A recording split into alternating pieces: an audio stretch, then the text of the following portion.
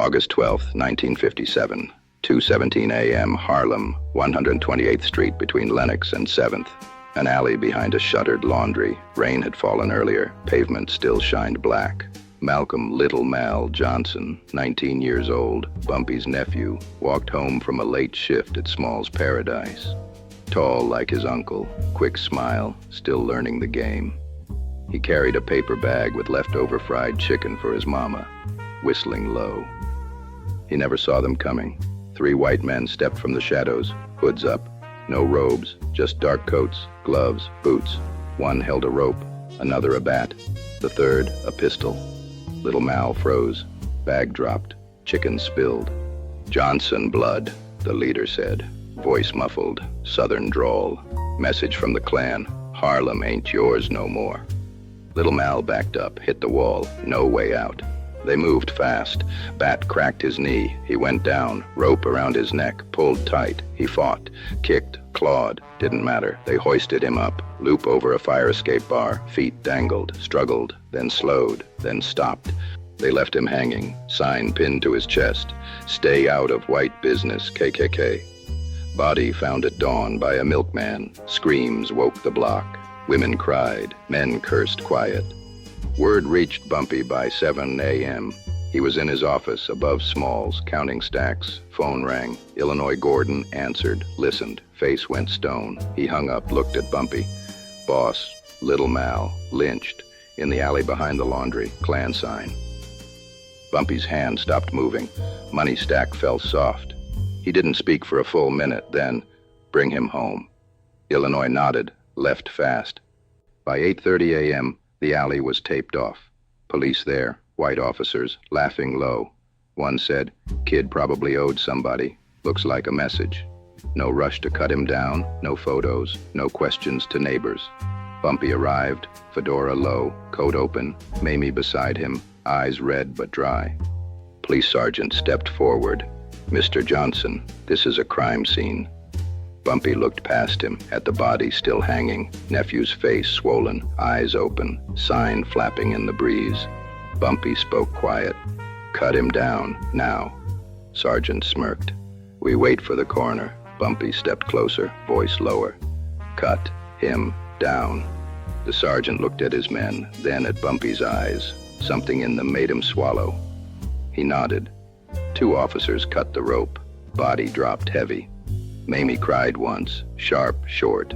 Bumpy caught him, held him like a child, carried him to the car himself. No words. They drove home. Little Mal in the back seat, covered with Bumpy's coat.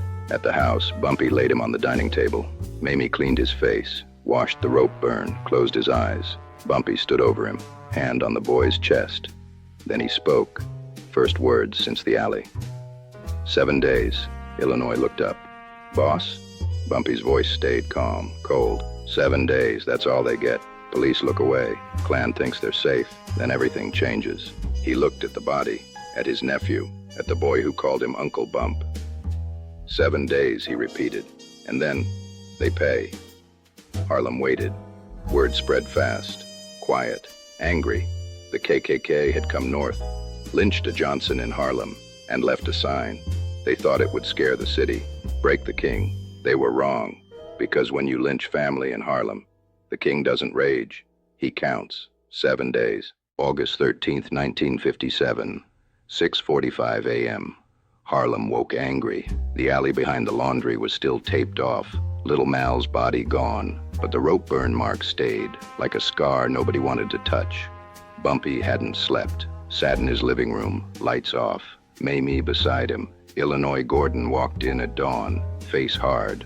"Boss, word from the streets. 3 white men seen leaving the alley around 2 a.m. Leader's name, Earl Rayburn, ex-Klansman." Bumpy's jaw tightened. 7 days, he repeated. "Day 1 starts now." He stood, walked to the phone, dialed a number.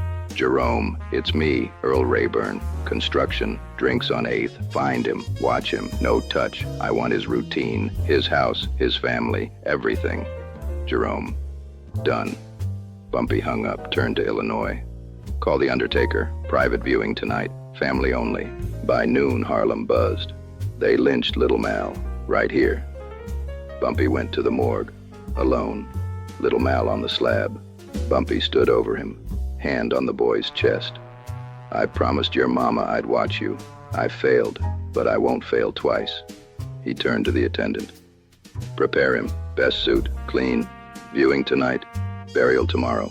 No police escort, just family. That night, private room at the funeral home.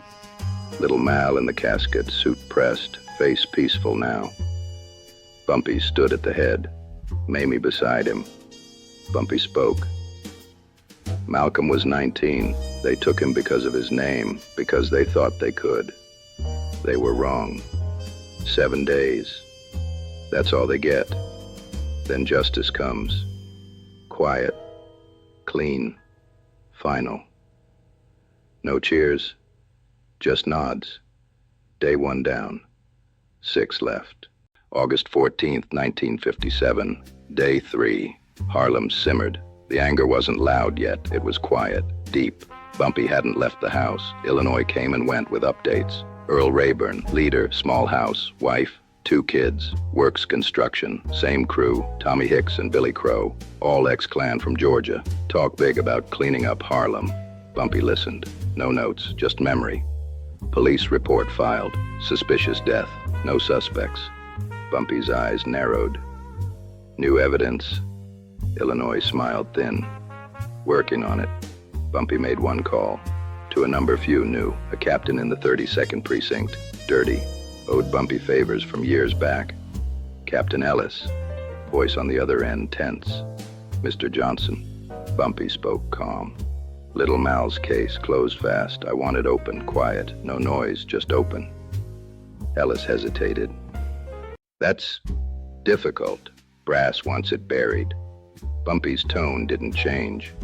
Open it, or I open something else. Your envelopes, your side deals, your wife's shopping trips downtown. Open it. 7 days. Silence. Ellis whispered. I'll see what I can do. Bumpy hung up. Evening came. Bumpy went to the funeral home, private viewing room. Little Mal in the casket, suit dark blue, face calm now, rope burn hidden with makeup. Family gathered. Little Mal's mama, Bumpy's sister, sat front row, hands clasped, no tears left. Bumpy stood at the head, looked down at the boy, spoke quiet to him, to the room. You were 19, had dreams, had family. They took you because of me, because of my name, because they thought Harlem would break. He paused, looked at every face. They were wrong. He placed a hand on the casket. Day 3, 4 left. Then they learn. You don't lynch a Johnson in Harlem. You don't leave a sign. You don't walk away. No one spoke. No one needed to. Outside the funeral home, Harlem gathered quiet. Not a crowd, just people, watching.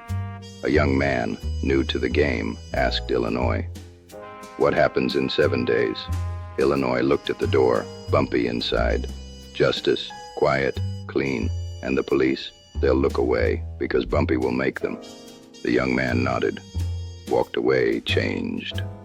Day 3 ended. Harlem waited, the clock ticked. 4 days left, and Bumpy Johnson didn't sleep. He planned. Because when the KKK lynches your nephew, you don't just mourn, you count. And on the 7th day, the police would look away, because the king had spoken. August 15th, 1957, day 4. Harlem felt tighter, like the city itself was holding its breath. Bumpy stood in the funeral home basement, private, no visitors. Little Mal's casket open one last time before burial. He looked down at the boy, face peaceful now. Makeup hid the worst of the swelling, the rope burn covered with a high collar. Bumpy placed a hand on the casket edge, spoke quiet, to him, to the empty room. Day 4, 3 left. They think they're safe. They think Harlem forgets. They think wrong. He closed the casket himself, locked it, turned to the undertaker. Burial tomorrow, sunrise, private plot, no markers yet, no police, no crowd.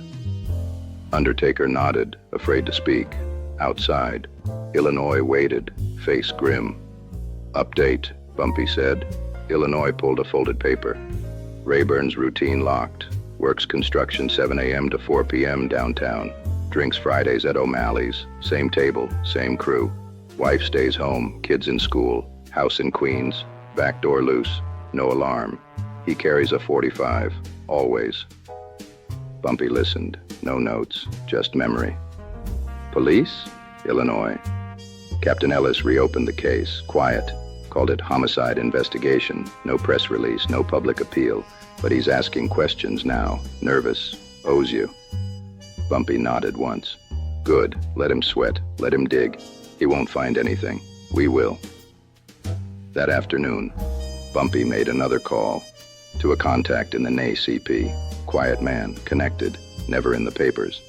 Malcolm's case, lynching, Klan sign, police dragging feet, I need eyes, witnesses, statements, quiet, no marches, no noise, just truth, contact. I'll get people talking, off record, but Bumpy, this goes north, KKK in Harlem, they'll deny, they'll cover. Bumpy's voice stayed calm. Let them deny, truth doesn't need permission. He hung up. Evening. Bumpy went to the alley, alone, tape still up, police gone. He stood where little Mal hung, looked up at the fire escape bar. Rope mark still visible, sign gone, but the stain remained. He spoke low, to the empty alley, to the boy who wasn't there. They took you to scare me, to break Harlem. They failed. He turned, walked away. Harlem watched, quiet, angry. Word spread deeper. Day 4, Bumpy's counting. Police reopened the case, quiet but open. A young runner asked Illinois, "What happens on day 7? Illinois looked toward Bumpy's house. Lights on, porch empty. Day 7, the police look away because Bumpy makes them, and the Klan learns. You don't lynch in Harlem, not without paying. The young man nodded, walked away, changed. Day 4 ended, 3 days left. The clock ticked louder. Harlem waited. Bumpy didn't sleep. He planned, because when the KKK hangs your nephew, you don't just bury him, you bury them. Quiet, clean, in 7 days. August 16th, 1957. Day 5. Harlem felt electric. The anger had gone from simmer to something sharper. People spoke in low voices. Eyes followed white faces on the street. Strangers got stared at, longer. No one said it out loud, but everyone knew. Bumpy was counting. Bumpy sat in his office above Smalls. Lights low, coffee cold. Illinois walked in, face tight. Update, Bumpy said. Illinois laid papers on the desk. Rayburn's house, Queens. Back door unlocked. No dogs. Wife works nights at a diner. Kids at school till 3 p.m. He leaves for work 6:30 a.m. Home by 5. Fridays. Drinks till 11 at O'Malley's. Same booth, same crew. They talk loud. Klan talk, hate talk. Witnesses heard them brag about the colored boy in Harlem. Bumpy listened. No interruption. Police? Illinois. Captain Ellis called, nervous. Said the case is active. They have the rope, the sign, no prints, no witnesses willing to talk. But he's pushing, asking around. Owes you big. Bumpy nodded once. Keep him pushing. Let him think he's doing his job. Illinois hesitated. Burial today, sunrise, private plot, family only. Undertaker says ready. Bumpy stood, put on his coat, fedora low. Let's go. Sunrise, private cemetery outside Harlem. Small plot, no headstone yet, just fresh dirt. Family gathered. Little Mal's mama, Mamie, a few cousins. No crowd, no press. Bumpy stood at the head of the grave. Casket lowered slow. No words from a preacher, no music. Bumpy spoke. Voice carried on the wind. Malcolm, you were 19. You worked. You laughed. You loved your mama. They took you because of my name, because they thought fear would win. They were wrong. He paused, looked at every face. Day 5, 2 left. They sleep easy tonight. They think Harlem forgets. They think the police protect them. They think wrong. He placed a single rose on the casket. White, pure. Rest, nephew. Justice comes. Quiet, clean, soon. The family left slow. Bumpy stayed last, stood over the grave, alone. Then he spoke low, to the dirt, to the boy. 2 days, then they pay. He turned, walked away. Afternoon, Bumpy met with the NAACP contact. Private room in a church basement. No names, no records. Contact slid a folder across. Off record, 3 witnesses. Saw the men, heard southern accents, saw the hoods. Won't testify in court, too scared. But they talk. They know Rayburn's name, they know the bar. Bumpy took the folder, didn't open it, just held it. Thank you. Contact. This goes higher. KKK in Harlem, federal interest. But police here, they won't push hard. Bumpy looked at him. They will, because I make them. Evening, Bumpy back home. Mamie waiting. She asked quiet. Burial good. Bumpy nodded. Peaceful. She sat beside him. You counting? Bumpy looked out the window. Day 5 done, 2 left. Mamie leaned on him. What happens on day 7? Bumpy's voice stayed calm. The police look away. The Klan learns. You don't lynch in Harlem, not without the whole city watching. Mamie leaned on him. And you? Bumpy stared into the dark. I bury my nephew. I keep my promise. I make them remember. Day 5 ended. 2 days left. The clock ticked louder. Harlem waited. Bumpy didn't sleep. August 19th, 1957. Day 7. Harlem woke quiet. Sunrise soft over the brownstones, but the city felt different, tighter, ready. Little Mal's grave was fresh. No headstone yet, just dirt and a single rose from Bumpy. White, pure. Bumpy stood at the grave alone, fedora low, coat open, hands folded. He spoke low to the boy beneath the dirt. Day 7. It's time. He turned, walked away. Morning. Bumpy in his office. Illinois waited, face calm. Update, Bumpy said. Illinois laid the final pieces on the desk. Rayburn and his crew at O'Malley's tonight. Same booth, same time. Drinking heavy, bragging. Witnesses ready, off record. They'll talk when pressed. Bumpy nodded once. Police? Illinois. Captain Ellis called, sweating. Said the case is active. They have leads, southern accents, Klan ties. He's pushing for warrants. Quiet, no press, but pushing. Bumpy's eyes stayed steady. Good, let him push. Tonight, he looks away.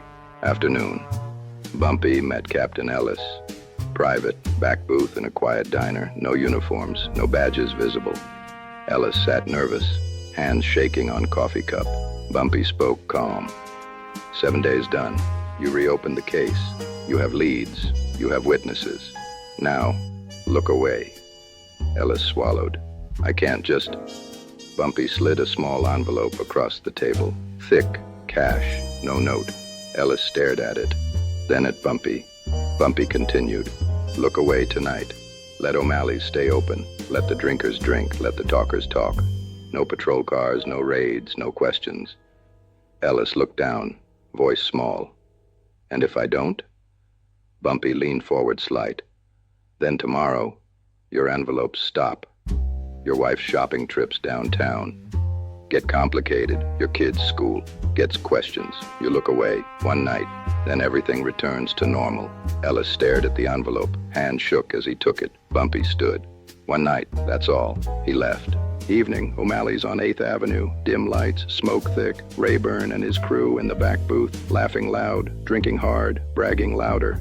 Colored boy learned his lesson. Harlem knows now. KKK don't play. They laughed, raised glasses. No police cars outside, no patrol, no questions. Harlem waited. Midnight. Bumpy sat on his porch, Hennessy in hand, Mamie beside him. She asked, quiet, "It's done?" Bumpy looked at the city. Day 7, police looked away. He sipped once. Tomorrow? They pay. Mamie squeezed his hand. For little Mal. Bumpy nodded. For Harlem. The clock hit 0. Day 7 ended. And on the morning of day 8, Earl Rayburn and his crew were found, tied to the same fire escape bar in the alley, ropes around their necks, signs pinned to their chests.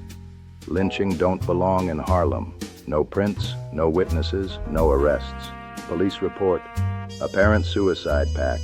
Case closed, fast. Harlem whispered, quiet, proud. Bumpy never spoke of it, never claimed it. But Harlem knew. When the KKK lynches your nephew, you don't just mourn, you make them remember.